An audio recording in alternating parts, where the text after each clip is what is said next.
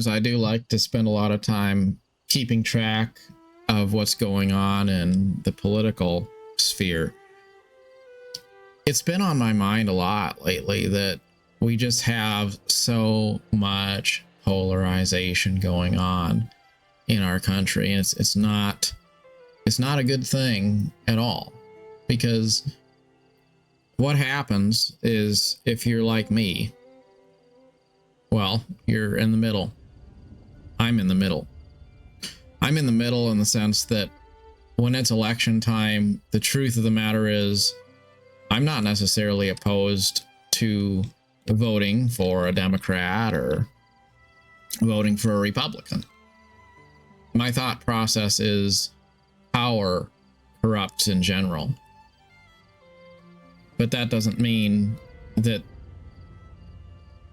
both sides have valid points. It doesn't mean that they don't have valid points. Sometimes both of them are completely wrong. Sometimes there's a need to change who's in power just because no one group should be in power for too long. And sometimes it's just not entirely clear whether one side is right or not, because it is a shade of gray. There's reasons to say there's good on one side, there's bad on that side too, right? Like it's not super black and white. And as voters, we don't also have complete and unequivocal knowledge of what is right. We have to make our decisions based off of what we're told, based on the news sources that are available to us, based on our own judgment, which is sometimes perhaps flawed. So we make choices, and we hope that the consensus between all of the various people in our country will strike a cadence that's reasonable and worthy of trust.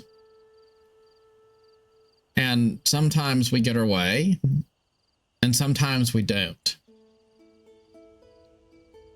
And that's all right, because that's how the system is supposed to work. And if we don't get our way, then maybe we will next time.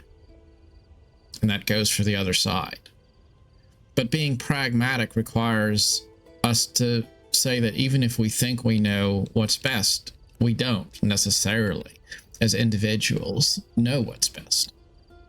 So sometimes it's a blessing when you don't get your way, because someone else with a different perspective is wiser than you are. And collectively, we trust that as a people, wisdom will prevail. And that sounds kind of crazy in a way, to say that you'd maybe vote in an election, you don't get your way, and then you say, oh, well, that's probably how it should be, because maybe I was wrong. Maybe we do need to go in a different direction for a little while. Doesn't mean I give up my perspective or my point of view, but I can also shake hands with my neighbor and agree that despite the fact we might vote differently at the ballot box, we ultimately share a common dream of working together to build a balanced, moderate, and progressive world that's better for ourselves and for future generations. But these days, that's not really how it goes. These days, we have people who seem to want blood on both sides of the aisle. And we have people who want to be extremists on both sides of the aisle. Look at the Democrats and what they did in the last 4 years. We saw COVID tyranny. We saw big tech working hand in hand with the government, suppressing free speech. We saw what probably was a hotbed of corruption. And we saw a president in office who did not appear to have the mental faculties to truly be the commander-in-chief. But on the other side, we also have the stirrings of wannabe fascists, people who think that power doesn't corrupt if it's them in power. But the truth is, it's just another brand of the same. Politicians will be corrupted if you give them enough power and you don't interrupt that power for a long enough time, period. That's just the truth. That's not a new thing. But what maybe is a little bit new, at least it's something that's gotten worse in recent times, is the polarization of everyday Americans. It's people who voted for Democrats, who now have the attitude that people who voted Republican need to suffer. They need to be held accountable. They need to be brought to justice. You see, if someone says that they voted differently than you, do you respect them? Or do you view them as an enemy that should be treated as someone who committed an unpardonable sin? If that's how we see each other, that's a problem. It's a problem because the truth lies right in the middle. If we took the playbook of the far right and we listened to all the bad things that they have to say about the far left, and if we listened to all of the bad things that the far left has to say about the far right, I'd be willing to venture to say that probably all of those negative things would be true on both sides. You see the corruption and the evil that the left says the right is guilty of. The right is guilty of those things. And the evil things that the right says the left is guilty of. The left is guilty of those things. And there's also a theme of redemption there, because the truth is, on both sides of the aisle, despite all of their corruption and evil, there's also a motive to do good. That's not an excuse, because quite often in history, people have been doing bad things, driven by a belief that what they were doing was for the greater good. The fact that you want to do good doesn't automatically constitute a permission to do evil. But it's also important to recognize that no one gets up in the morning. Well, a few do, but most don't get up in the morning and say, well, how can I make the world a worse place today? Most people have a way of rationalizing their decisions, for better or worse. And they're doing what they're doing because they believe in their heart that it's right. Now, there is certainly a risk when we are so comfortable with telling lies to others that we start to believe those lies ourselves. That's why I think it's so important to be willing to change your mind. But that's also why it's so detrimental to our society if we allow polarization to separate us. Because instead of being a society where we can change sides, where we can change our minds, where we can flip from one side of the aisle to the other and back again, based on the pendulum of life. Instead of that, healthy discourse and banter and exchange of ideas, every time we swing to the left or the right, we swing further toward an echo chamber that doesn't want to add anything to the discourse. It just wants to shut down the other side and make sure that the other side knows that they aren't welcome in the enemy's camp. You see, it's turning into a witch hunt sort of situation where, for example, people who don't agree with Elon Musk will automatically want to go out and set fire to Teslas, even if those Teslas belong to their neighbors. Or Republicans who think that because they won an election, we now have no obligation to respect due process. Or just want to take a flamethrower to everything to overturn the entire house of cards and spare none. We need to be focused on being moderate. We need to respect the fact that even if we look at life through different lenses, we are all on the same side. Historically, one thing that has brought Americans closer together is war. When there's a common enemy outside of our country, sometimes we have a way of coming together and rallying against that common enemy. September 11 was a great example of that. But the question is, does it take civilian aircraft plowing into buildings in the middle of New York to make us stop infighting between each other over things like gender identity in video games, you know? It's important for us to try to bring a moderate voice back to the table.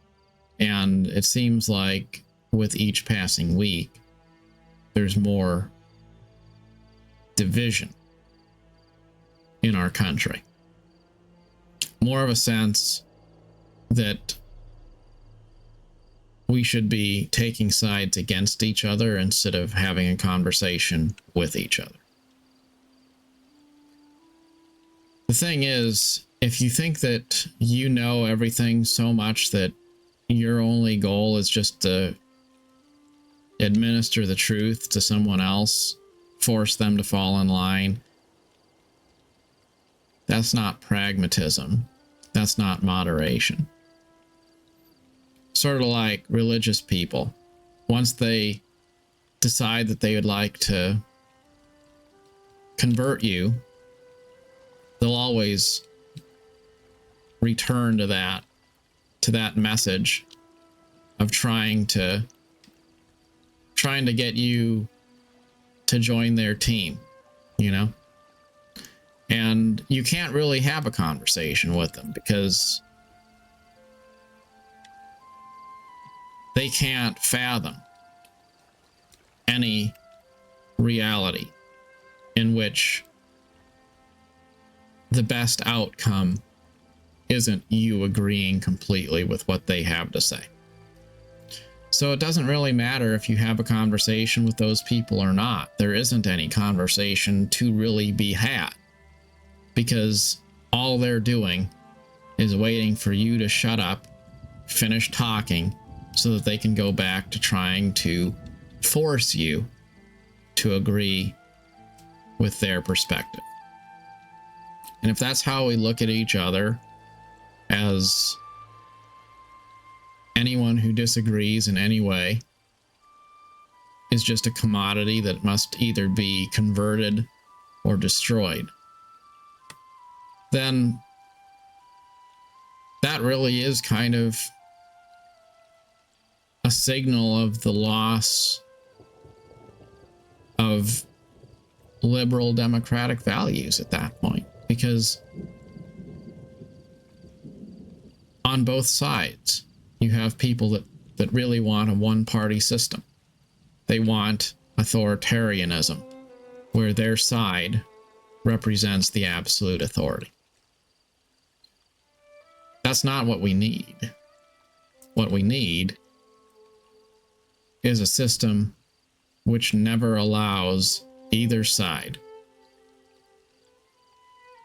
to be an absolute voice, which never allows any group to become the master of all others. We need to be a society of people who understand that sometimes the best thing we could possibly ask for is to not completely get our way. As for what we can do about it,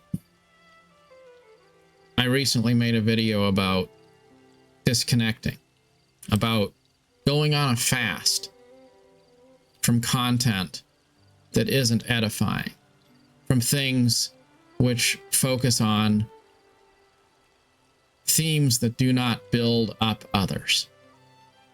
I think that that's what we really should be focusing on now. Because there's a lot of topics that can unify people. There's things that we do share a love for, an admiration for, things which aren't divisive, things which do build up other people instead of tearing them down.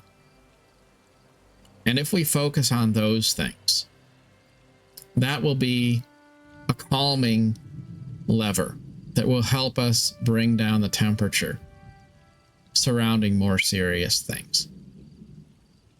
Because if you go out and you try to protest the left or protest the right, or rage about one issue or another, the truth is all you're really doing is turning up the heat.